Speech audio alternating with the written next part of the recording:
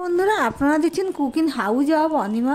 দেখতেই পাচ্ছ এখানে কি নিয়ে নিয়েছি। কেউ বলবে পুঁই বিচি, কেউ বলবে পুঁই দানা, কেউ বলবে আবার পুঁই বিটুলি। যাই হোক, আমরা পুঁই দানা বলে থাকি। এই পুঁই দানাটাই আজকে আমি রান্না করব। তাহলে দেখতে থাকো আমি কিভাবে রান্না করছি, স্কিপ করো না।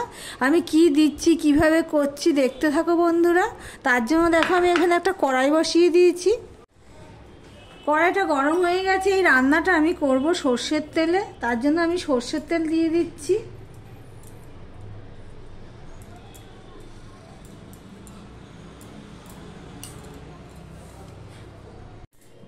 দেখো বন্ধুরা, তেলটা গরম হয়ে গেছে। এবার আমি কিছুটা আলু কেটে নিয়েছি। আলুটা ঠিক এইভাবে কেটে নিয়েছি। এবার সবার প্রথমে আমি আলুটা ভেজে নেব।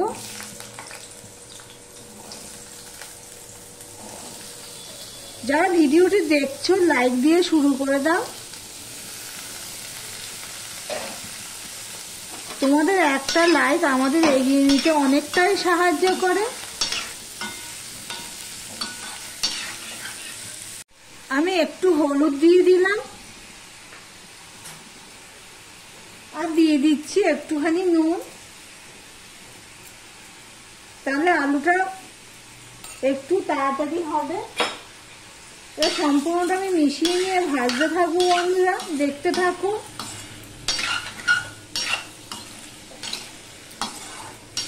আমি কিন্তু মিডিয়ামে দিয়ে আলুটা ভাজছি, মিডিয়াম হিটে আর কি ভাজছি। আলুটা এদিকে ভাজা হতে থাক। আর এদিকে দেখো আমি নিয়ে নিয়েছি পোস্ত পরিমাণ মতো, আর নিয়ে নিয়েছি কাঁচা লঙ্কা 5 টাকা। তোমরা ঝালটা তোমাদের স্বাদ অনুযায়ী দেবে। আমাদের এই ঝালেই স্বাদ হবে, সেই হিসাবে আমি লঙ্কাটা নিয়ে নিয়েছি। আলুটা ভাজা হতে হতে আমি এটা মিক্সিতে একটা পেস্ট বানিয়ে নেব। দেখো বন্ধুরা, আলুটা ভাজা হয়ে গেছে। দেখি আলুটা সিদ্ধ হয়েছে নাকি। ঢাকা দিয়ে দিয়ে তো ভেজেছি। দেখো সিদ্ধও হয়ে গেছে। এবার আমি একটা ডিশে এটা তুলে নেব। দেখো বন্ধুরা, যা তেল আছে এখানে আমি দেখো একটা ডিশে আমি তুলে নিয়েছি। সেই তেলে আমি এই পুঁই দানাগুলোকেও ভেজে নেব। পুঁই দানাগুলো বেশি ভাজবো না, 2 মিনিটের মতন আমি ভেজে নেবো এইভাবে মিডিয়াম টু লো হিটে।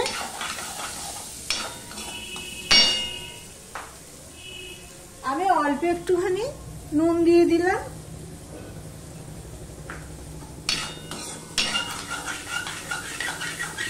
আমার ভিডিওটি যদি ভালো লেগে থাকে প্লিজ লাইক কমেন্ট শেয়ার করে দিও।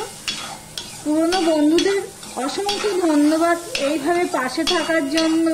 আমি কদিন ভিডিওটা ঠিক মতন দেখতে পারিনি, আর রেগুলারভাবে ভিডিও দিতে পারিনি একটু ব্যস্ততার জন্য। আর যারা নতুন বন্ধু ভিডিওটি দেখছো এখনো পর্যন্ত সাবস্ক্রাইব করোনি, তাদেরকে বলবো চ্যানেলটি সাবস্ক্রাইব করে পাশে থাকার জন্য।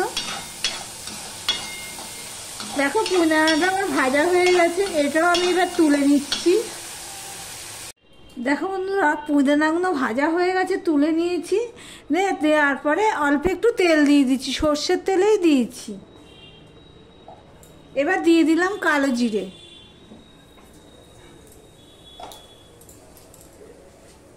আমার ভিডিওটি যদি ভালো লেগে থাকে প্লিজ লাইক কমেন্ট শেয়ার করে দিও। তোমরা শেয়ার করছোই না। আগে যতটা শেয়ার হতো এখন হয়ই না। কালো জিরাটা হয়ে গেলে এখানে আমি পেঁয়াজ আর কাঁচা লঙ্কা দিয়ে দিলাম।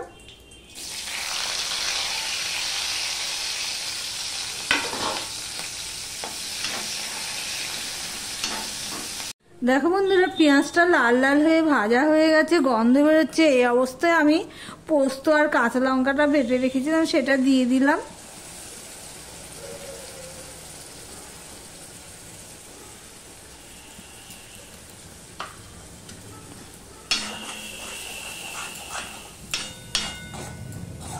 এটা কাঁচা মানে কি না ভেজেও সবজিগুলো দিয়ে পোস্ত রান্না করা যায়, ভালো লাগে যেইভাবেই করো না কেন।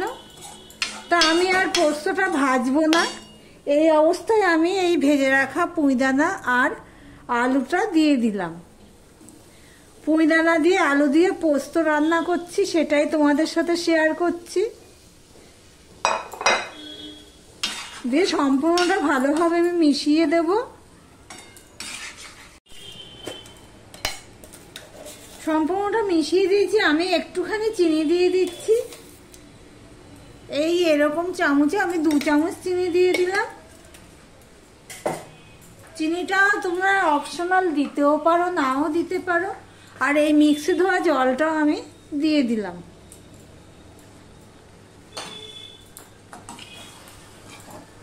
এইভাবে একবার পোস্ত বানিয়ে খেয়ে দেখতে পারো, দারুণ লাগে খেতে। আর পুঁইদানা তো সারা বছর সব সবজিই পাওয়া যায়, কিন্তু পুঁইদানা খুব একটা পাওয়া যায় না সারা বছর। এই সিজনে যেটা পাওয়া যায়, এই পুঁইদানা দিয়ে এইভাবে পোস্ত রান্না করলে এই দিয়েই 1 থালা ভাত খাওয়া হয়ে যায়। এবার আমি একটুখানি লো টু মিডিয়াম হিটে একটুখানি জাল দিয়ে নেব। আমি আর জল দেবো না, এটা শুকনো শুকনোই হবে। ঢাকা দিয়েই আমি ফুটিয়ে নেব। ঢাকা দিয়ে 2 থেকে 3 মিনিট আমি ফুটিয়ে নিয়েছি, মানে রান্না করে নিয়েছি। গ্যাসের ফ্লেমটা আমার লো টু মিডিয়ামে ছিল।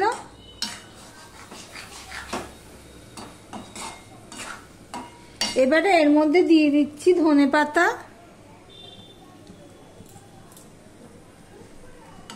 এইরকম শুকনো শুকনোই হবে খেতে। গরম ভাত বলো এমনি বলো, দারুণ জমে যাবে। সম্পূর্ণটা আমি মিশিয়ে নিলাম। গ্যাসটা আমি অফ করে দিয়ে স্ট্যান্ডিং টাইমে আমি রেখে দিলাম। ভিডিওটি আজকের মতন এখানেই শেষ করলাম।